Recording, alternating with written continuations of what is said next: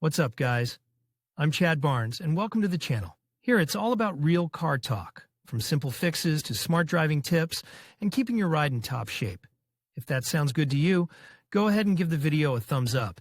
Hit that subscribe button and make sure you watch all the way through. There's a lot of good stuff coming. Let's get to it. Reflecting on the market losers, we recently recalled the Chevrolet Malibu, which lasted in Russia for 3 years, for which they sold out a batch of 600 cars. But this is just one of many examples of how the market did not accept new products. Take, for example, today's hero. For Fiat, the Linea sedan was another model for the markets of developing countries. In Russia, certain hopes were pinned on it. For Salos, it was the second attempt to attract Russian buyers after the failure of the more compact Albia. The older Linea sedan debuted in the world in 2007, and it was brought to us since 2008, but in reality, the car debuted here only in 2010, when it was assembled at Salos facilities in Nabrizhny. However, the second pancake was also a failure. One of the competitive advantages of the sedan was supposed to be its large size at a moderate price. It, of course, did not reach the same Renault Fluence with its length of more than 4.6 meters, but still turned out to be longer than 4.5 meters, overtaking by this parameter and Ford Focus and Kia Cerato and even Volkswagen Jetta. And the trunk was outstanding, 500 liters. But only the length of the sedan, built on a stretched version of the platform SCCS, aka GM Gamma, which was the basis of the Grande Punto, was somewhat deceptive. The length of the wheelbase, it was inferior even to the Ford Focus. And also it turned out to be narrow, 10 centimeters narrower than the same Focus and in general one of the narrowest in the class. However, all this cannot be called critical shortcomings. Weak sales should be considered the result of a combination of factors: unimpressive appearance, plain interior, a little popular brand, and the price at the level of competitors did not give Linea clear advantages. For a well-equipped basic version asked for just under 600,000 rubles, and the maximum of 3 configurations cost 680,000. And it's still allowed to look in the direction of more popular classmates. As a result, even the plans to produce the first batch of 1,400 cars were too optimistic, and in 2011 the model actually left Russia. Accordingly, the secondary market here is very poor. For example, at the time of writing there were only about 30 cars on sale. Can Linea be a good option to buy a car without overpaying in the current market conditions? It is quite possible to find a car with a good condition of the body, galvanization of external panels and good paintwork allowed to keep the body in a decent condition. But you can't count on miracles. In the zones of aggressive influence on metal there will be problems of different degree of neglect. The edges of the arches fade and rust, the sills in the sandblast zone also lose layers of zinc and paint, gradually deteriorating. And in the cavities of the arches and loose corrosion is possible. However, the sills should also be inspected with vigor. From below, in the seam zone, destructive processes sometimes go unnoticed, revealing themselves only during inspection on the elevator. Doors should be inspected on all edges. Typical problems are possible at the bottom due to dampness, front edges at the joints with fenders sometimes suffered in the first years of operation due to touching the fender seal, and rust can develop at the attachment points of side mirrors. About the edge of the hood and the windshield frame it is superfluous to talk about, they are often already repainted. But it is better to mention about thorough inspection of the bottom, seams, spars, cavities and other risk zones should be inspected carefully. With all moderate bodywork problems, you expect Linea to be difficult to repair. The model is relatively rare, and manufacturers of non-original parts often leave them unattended. In practice, the situation is not so unambiguous. At least, there is a piece non-original for moderate money for common parts. For example, instead of searching for a rare original hood for 30,000 you can look for a single analog for 10 to 14. For a front fender they asked for 10 to 12,000, but there are a couple of options for 6 to 8. The windshield, fortunately, fits from the more mass Grande Punto, and although there are very few non-original options, the glass can be bought for 6 to 8,000 instead of 22 to 25. The front bumper is available in the range for 7 to 10,000 instead of 30 to 35. But an accident with the rear, for example, means more serious expenses. There are simply no analogues for the rear bumper for 25 to 30,000 and the trunk lid, which costs more than 50,000. But the taillight costs pennies, 1.5 to 5,000 against 10 for the original, although there are Magneti Morelli for 7 to 8. Front optics is also inexpensive. The original halogen headlight is available for 10 to 12,000 and analogs for 6 to 10. In general, a light frontal accident will not be a reason to part with the car, but the details for the rear part will have to be. Found at foreign dismantlers, the chances of finding something in Russia are minimal.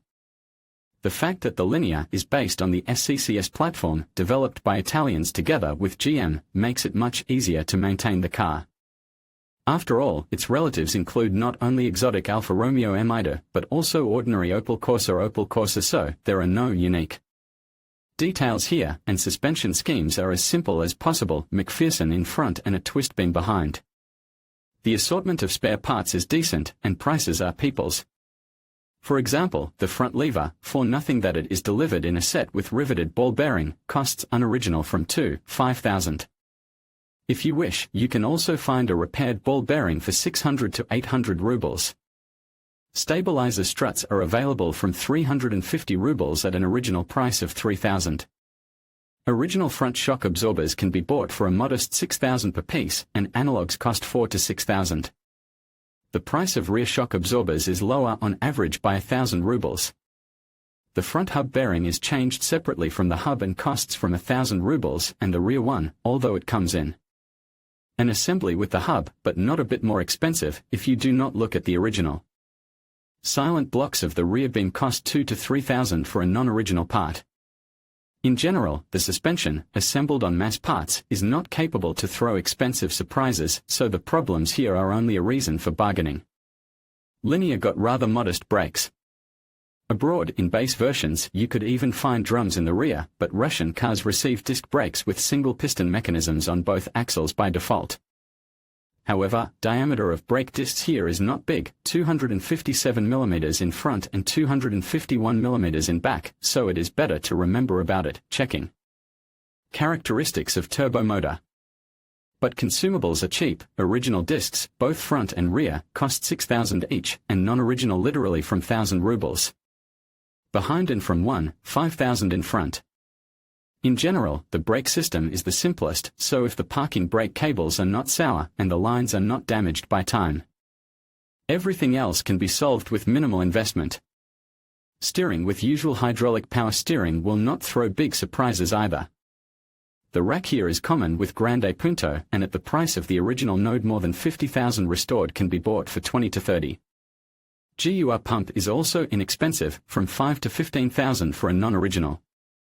Thus, at purchase it remains to check the rack for leaks, backlashes and knocks, and the pump to listen for howling and rumbling, so that if necessary to bargain the amount for repair. Russian buyers of Linea did not have a choice of gearbox. But it is not a big loss, as the only option of automatic transmission is dual-logic robot with one clutch. Russian sedans were equipped only with a 5-speed manual. Actually, it was not marked by any serious chronic diseases. From disadvantages, it is possible to designate shortage of the 6th gear, and also propensity to leaks.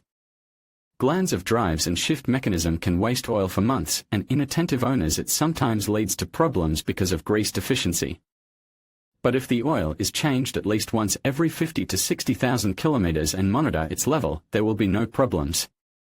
From the operational pitfalls can be noted, suddenly, 2-mass flywheel. True, it here does not shock the price, as in many German cars. To be exact, the original is really expensive, but apart from look can be bought for 15 to 18,000. The clutch with a diameter of 220 mm from the same manufacturer will cost 10,000, and the complete set with a release bearing, 16 to 18,000. The Linea in Russia also has only one engine, but it is the best.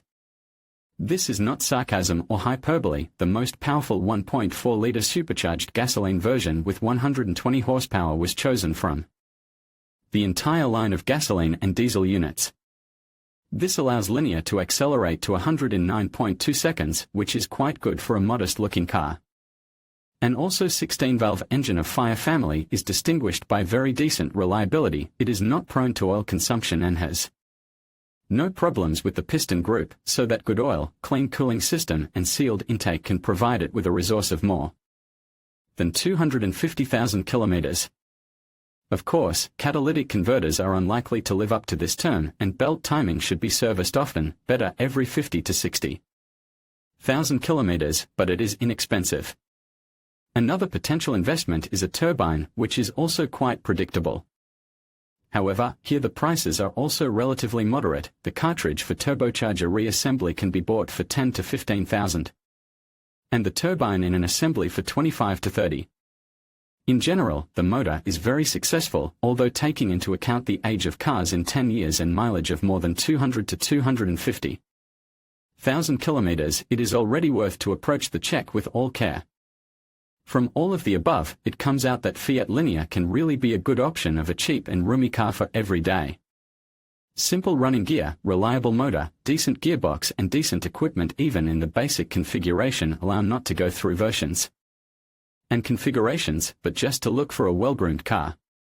And such variants on the secondary market are still found. Here you can find Linea from the second owner with a mileage of about 150,000 kilometers, for example, like this one. If Autoteca confirms the honesty of the mileage and accident-free history and diagnostics, liveliness of the engine and transmission, then nothing prevents you to drive the Linea another 100,000 kilometers without serious investments. And it will be more difficult to sell it than Ford Focus, but you can save a lot on purchase, especially now. In conclusion, purchasing a Fiat Linea for 450,000 rubles can be a viable option, especially for those seeking an affordable and reliable vehicle during challenging economic times. While it offers a blend of comfort and practicality, potential buyers should carefully consider factors such as maintenance costs, fuel efficiency, and availability of parts. Ultimately, conducting thorough research and weighing personal needs against the car's features will help you make an informed decision. Thank you for watching, and we hope this analysis aids you in your car buying journey.